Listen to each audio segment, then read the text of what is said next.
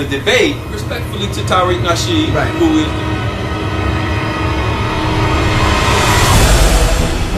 you weren't there. You didn't feel the pulse. You had to be in the room to understand. The lecture was not about economic programming. They just totally out of that damn audience with inconsistencies. And he said, polite one, very careful about who I call a friend. They said he was. The presentation that Polite gave was brilliant. Culture of separation. You have a right to be compassionate about your life. When you have certain stuff, the devil, and when we look at the society, but look, check this out. We all grown men. Integration crippled black people.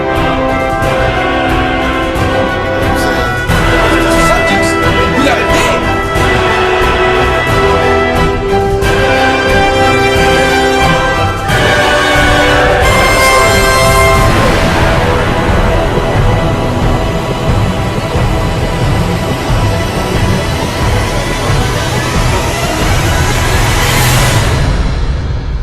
Dr. Ali Muhammad and his views and opinions of the debate. Talk to us about debates. Yeah. Why do you think debates is good? Give us the pros and cons of it. Well, the pros of debates are that, just what you said, you get a chance to weigh information. You know what I mean? You get a chance to weigh information.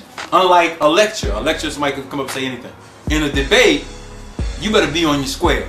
Because if the next brother or sister that's coming up is going to scrutinize what you have, it puts you on your A game. You're going to do much better research. You're going to, it's going to put you on your A game, which improves the character of the information that's being disseminated. Now, some people, they bring this attitude, well, the debate is getting too niggardly. Niggas is cussing, niggas is doing this. Okay, all right, calm down, black people, for a minute. When you have certain subjects, and I don't like when black people do this to each other, you have certain subjects, we have a right to be compassionate about the goddamn subject. Slavery is just not academic in numbers, man. That's something that happened to us. So if somebody is going to set up and say something compassionate, man, let the brother or sister ride. Listen. You see what I'm saying? You cuss each other out at home. You don't have no problem with that. You know what I mean? Come on, man. So all that fake self-righteousness, I don't like that. There you go. I don't like it, brother. It's fake, and it takes away from the experience. Now, we should carry ourselves in a certain way. But the reality is, when you're hitting on certain subjects, you gotta dig.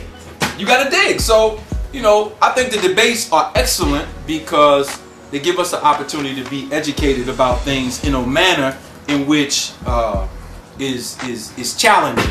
And when you challenge information, you challenge perspectives, and people can grow. The cons are when you have people who have impugned intent and motive, which means that they want to debate to tear down. Right. You know what I mean? Right. They come in with the attitude just to tear that down I'm going to brother. tear down this particular person so I can be the focal point. That's happening. You know what I mean? That's happening. That did happen. And, we got to grow up, man. You get in the ring, you spar, and once the sparring is over, we done. We go on to the subject and we let the people, get the information. So I think we need way more dialogues and discussions of that nature. As you can see, people are interested because they show up in groves. The moderator, Brother Sutek, weighs in on the discussion, on the debate topic. Check it out. Peace to you, my brother Sutek. What's going on, man? Peace, Black Power, Death to the Negro. Death to the Negro. Yo, it's good to have you here. Okay. What took you so long, brother, for the post-debate, man? Well, you know what, man? It's you just wanted to sit down and analyze everything, what's going on. Because right after the debate, it was such a hot event. Right. That people jumped on it right away.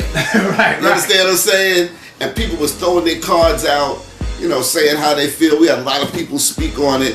So, I just wanted to sit back and let all of that get out first to see where people's heads was going with it.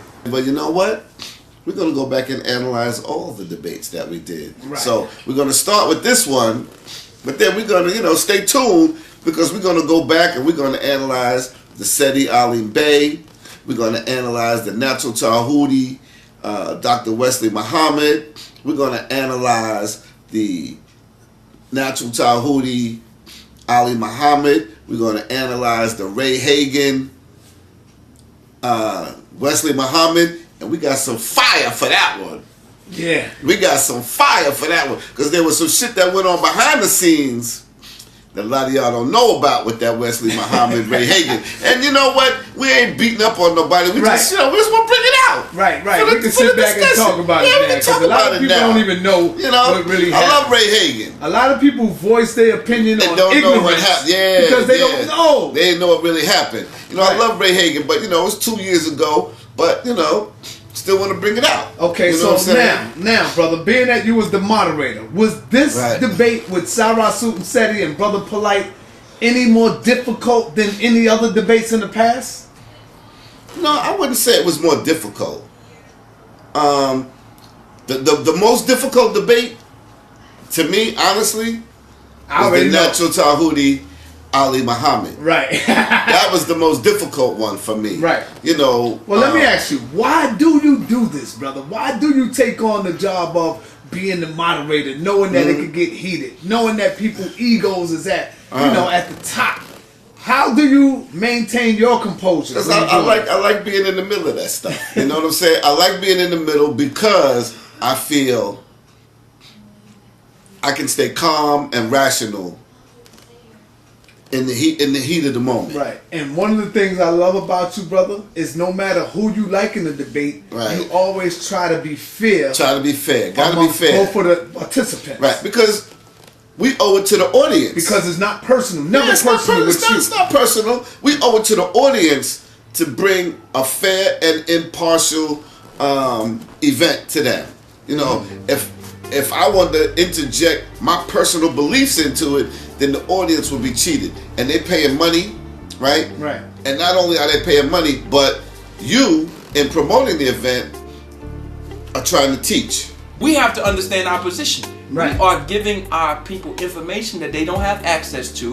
And a lot of people come, just think, you might have been the one 20 years ago or 15 years ago that was sitting in that audience that heard that truth for the first time and it changed your life forever. I was one of those persons listening to Khalid Muhammad like, damn, who the hell is this? You mean to tell me? Yeah.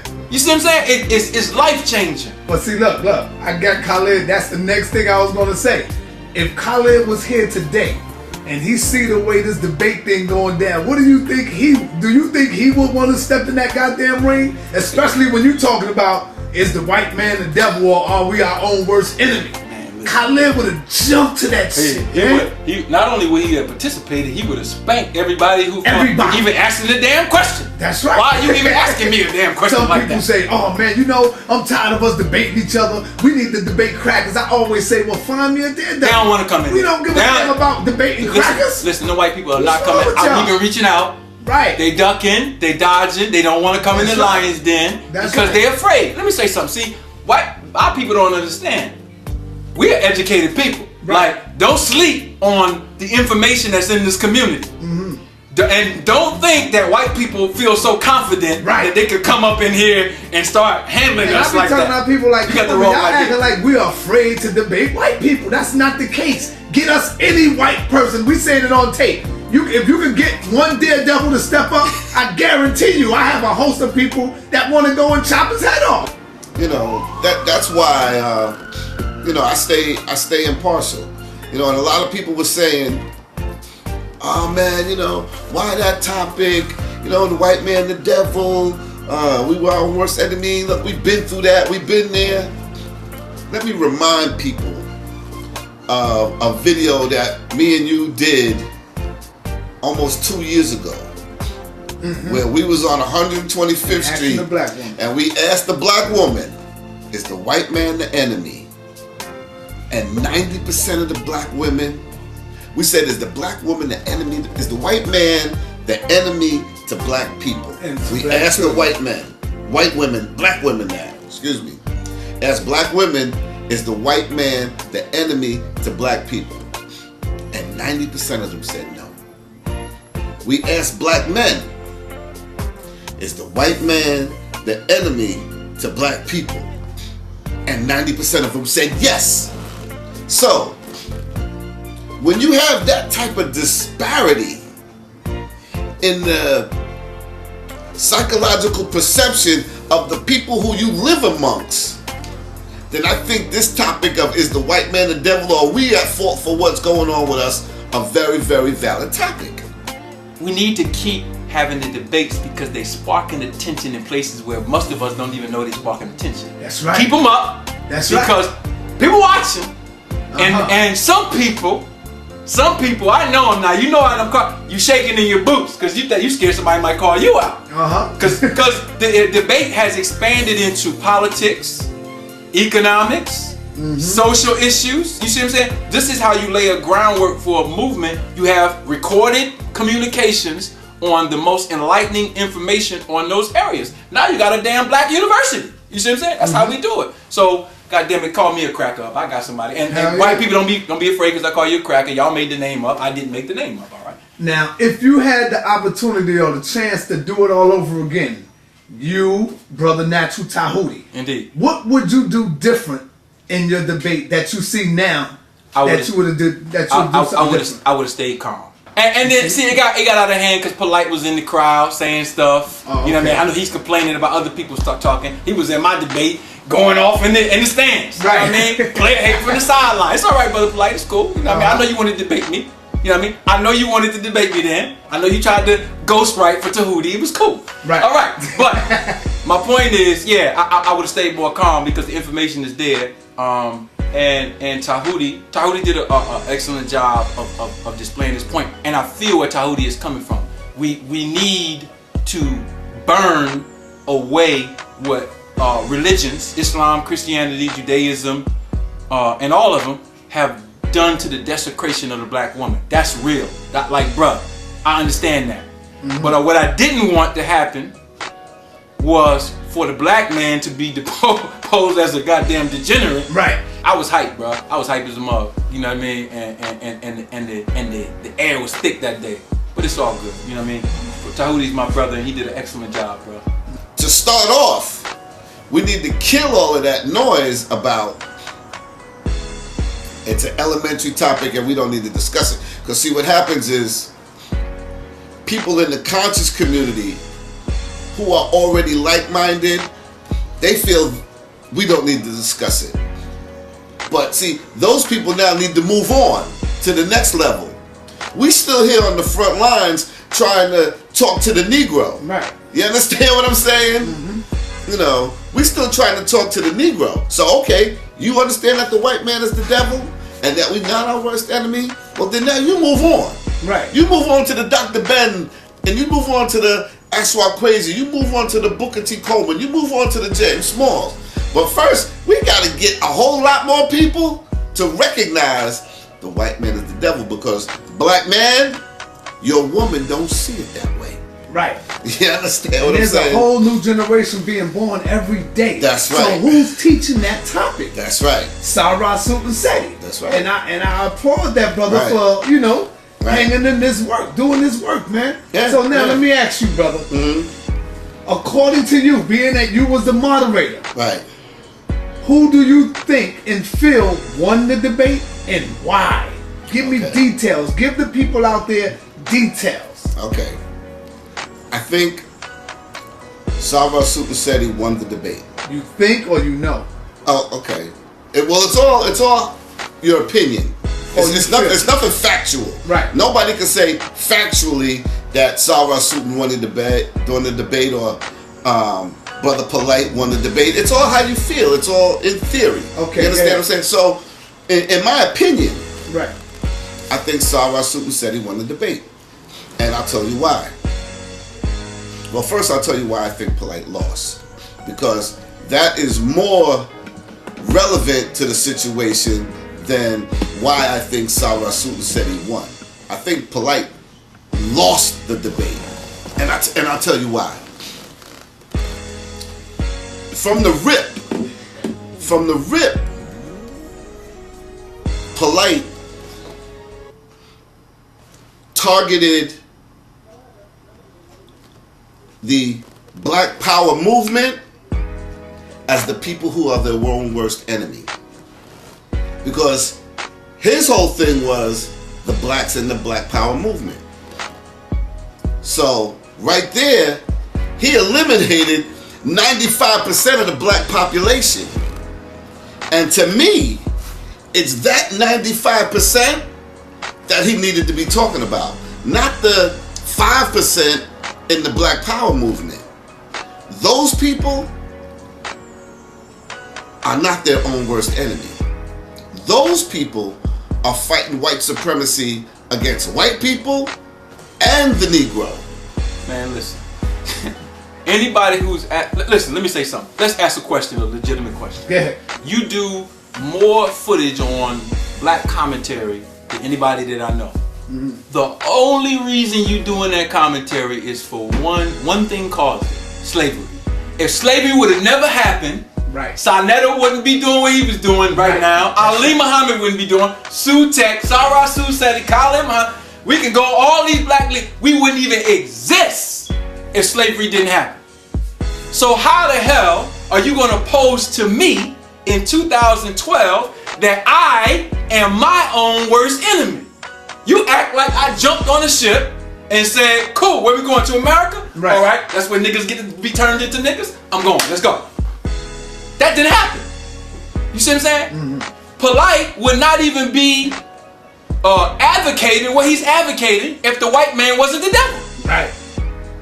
Because it is a byproduct of the malicious behavior of white people. Now, what gets skewed is this. Oh, anybody can do evil. Hold on for a minute. Show me a black civilization before white people came out of Europe and enslaved our ancestors that didn't have their society in check. When black people live, we put that in check. We never had civilizations where there was overriding evil, so much so that it was viral. White people, as the messenger taught us, the reason why we call them the devil is because they do not have the mechanisms to put their evil in check. The last census they took had 43 million black people in this country, right?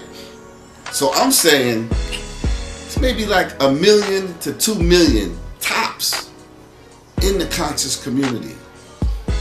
If it was reversed, where 41 million was conscious and 2 million were the Negro, then we wouldn't be having this conversation. You understand what I'm saying? We wouldn't be sitting here talking about no black-owned businesses. We wouldn't be sitting here talking about our economics is messed up or our politics is messed up, because there would be enough of us, the majority would be of like-minded, understand the influence of this Caucasian had on us and how we need to rectify it. You understand what I'm saying? So the fact that he zeroed in on the black power community and eliminating who I like to call the Negro, he lost right there. You understand what I'm saying? Because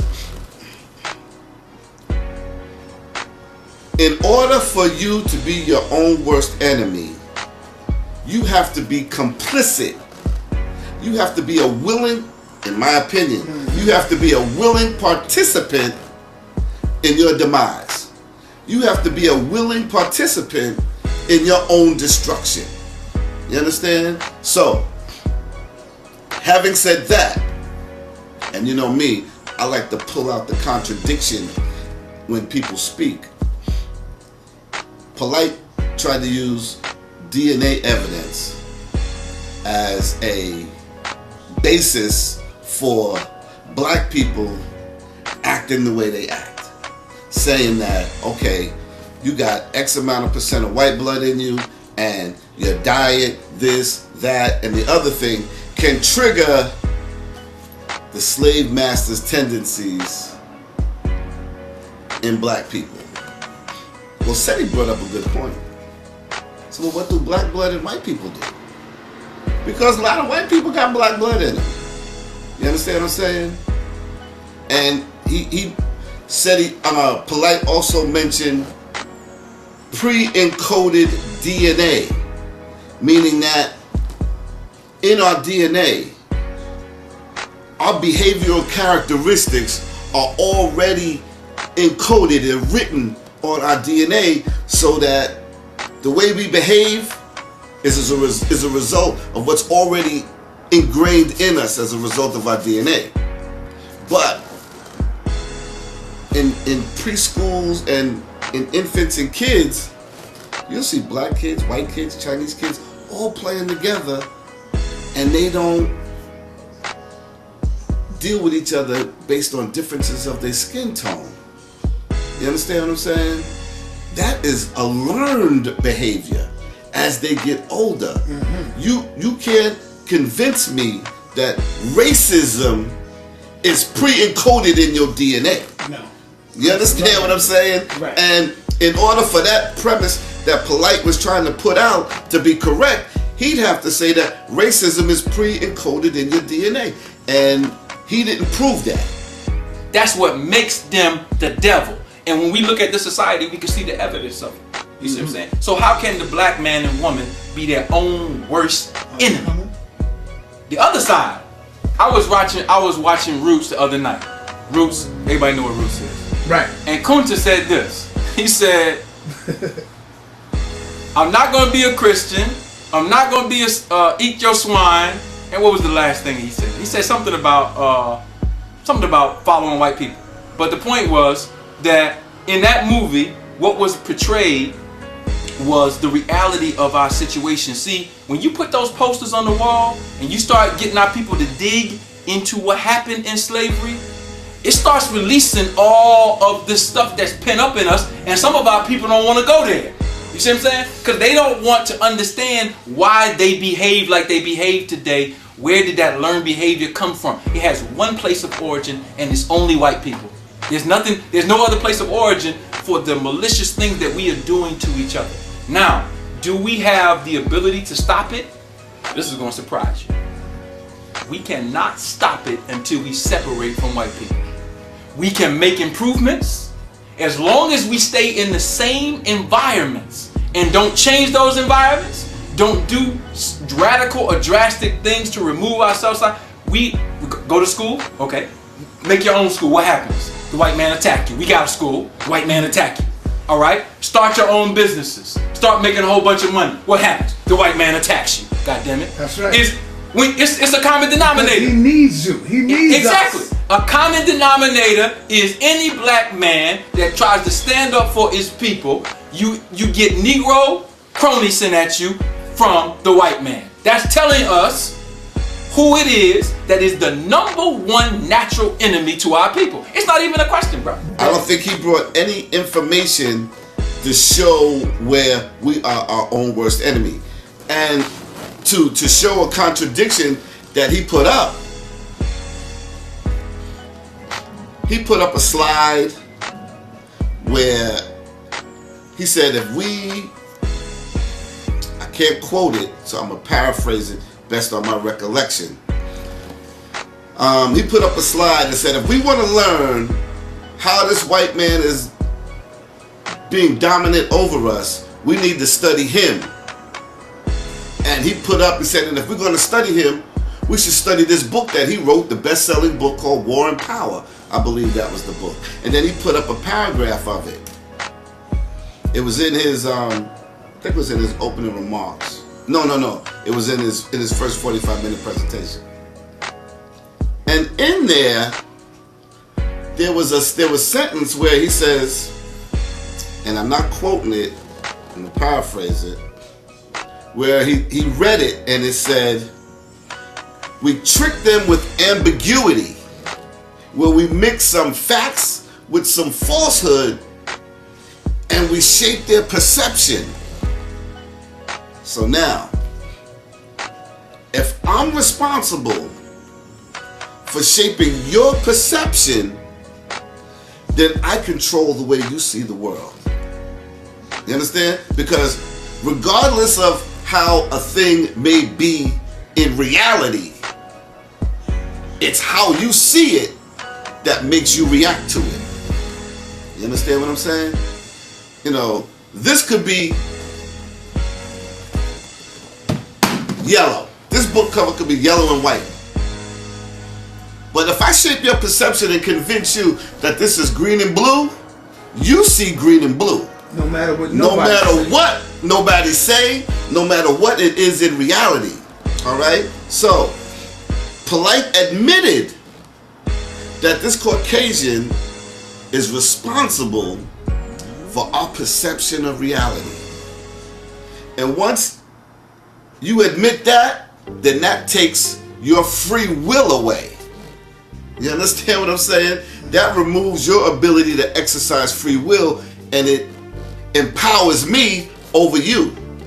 So therefore, whatever you do as a result of me being in charge of your perception, how you see the world, is under my control. You understand what I'm saying? So therefore, that precludes you having any control over what you do, meaning therefore you cannot be your own worst enemy. I'm your only enemy, because in your right mind, you would not do the things you do.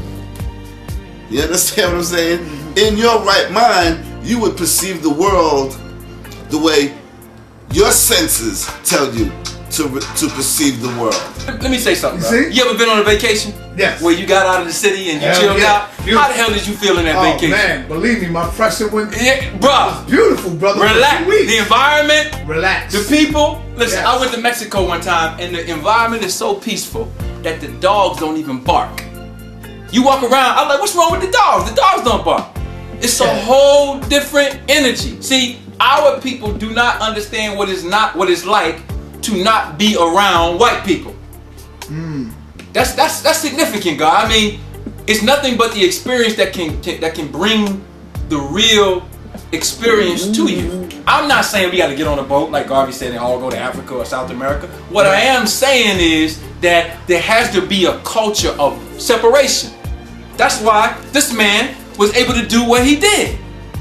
He taught the foundational thing, or against the foundational thing that has crippled us, and that is integration. Integration crippled black people. To teach mental separation, economic separation, which means we can do business with them, cool, but these are our businesses. And we got a culture to these businesses. And we know who you are. And we gonna say who you are. And if it comes down to it, in the sense of making a decision about how we gotta proceed, we would rather proceed not in your presence than to be in your presence. That's something that's been lost, bro. We don't even teach our children that. We teach our children, go to school, get a good education, get you a mortgage, get your degrees, and what happens? Nigga in debt, nigga gotta pay mortgage, nigga gotta do all these things. So what happens? When you get locked down into the debt machine and you have invested all of yourself into white America, goddamn, you don't even have the time to sit down and plan nothing. You can't even come to a damn meeting. I'm tired, brother Ali, I can't come to a meeting because I got to go to work tomorrow. You can't even perform in your own world. So we gotta address the fact that we have a natural enemy. Listen, we never going nowhere with the psychology that we are our own worst enemy. Right. That's not going to raise the spirits of our people. The people who were in that room in that debate, who sat there and watched Sarah Sutton surgically Ginsu polite agreed with him because they felt his heart, brother. It was not just facts and figures and see y'all niggas don't support each other and look, there's a few Africans that enslaved you, see you're your worst enemy. That's not our story, man. Stay tuned for part 2 and 3.